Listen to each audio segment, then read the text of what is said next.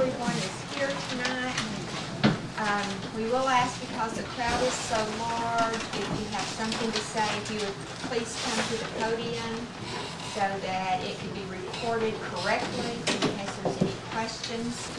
And be sure you announce your name also. Okay, I'm Karen Richardson, and I already identified myself. If council wants to give me that direction, I'll be happy to do that. Any other questions on the budget?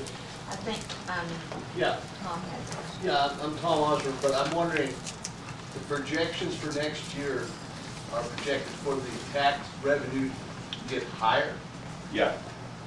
Well, I spent a good hour and a half watching Granbury's city council meeting on cable yesterday, and basically, what I can hear from that letter is he's talking about private property owners of an RV park having to compete with the city, which basically, comparatively, has unlimited amount of money.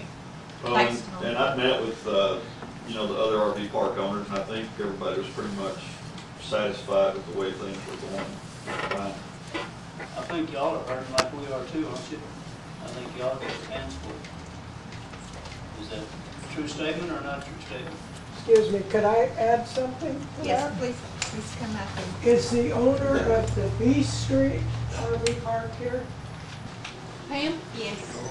I'm Berlin North, and I was gonna say, I like my garbage picked up twice a week, because I know y'all put out an ordinance that they're supposed to put it out after 6 o'clock on the day before, at a certain time. There are people that put out garbage all week long.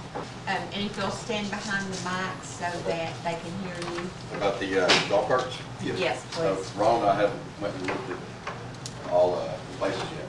You. The best location looks like where the 30 parking places. So are y'all ready to make a motion? Ma'am, excuse me, I'm sorry. I'm Deborah Martinez, I live on Waterfall. Okay, would you come in? Can I say something? I think what Johnny is saying, if you could park your car overnight. I have a question. Yes. Do you know where she's talking about? Yes. Have you seen it? And I'm Michelle Thompson. Oh. You know who I am. Yes. If y'all close that road, they're gonna have to park on Biloxi Street. Show me the paper. Bill or Darlene Briley? Give me that paper. When the street was signed over to the city, at that time, she did not have her yard fenced in. Yes, Mr. Briley. It doesn't really matter how wide you make that street. If you make it twice as wide as it is right now, you're gonna have twice as much junk.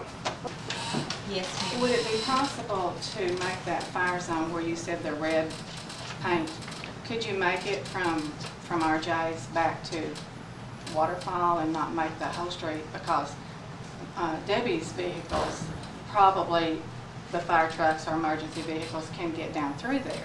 Fire lane, that's the reason why we went to a fire lane. Well, Because it's once you- you ticket him, he's got 48 hours to move it. All he has to do is move it 10 feet, and he's done.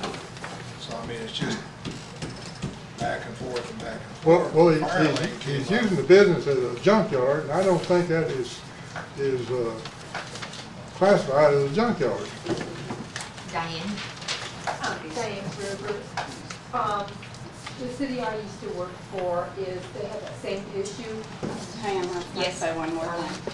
I do appreciate y'all, but this has gone on for like 20 years. Have you made written formal Yes, I did. I sure did. Okay, this- Mr. Davis, yes, I did. First of all, I want to just clarify from the standpoint of an employee that's got the responsibility to try to enforce that ordinance.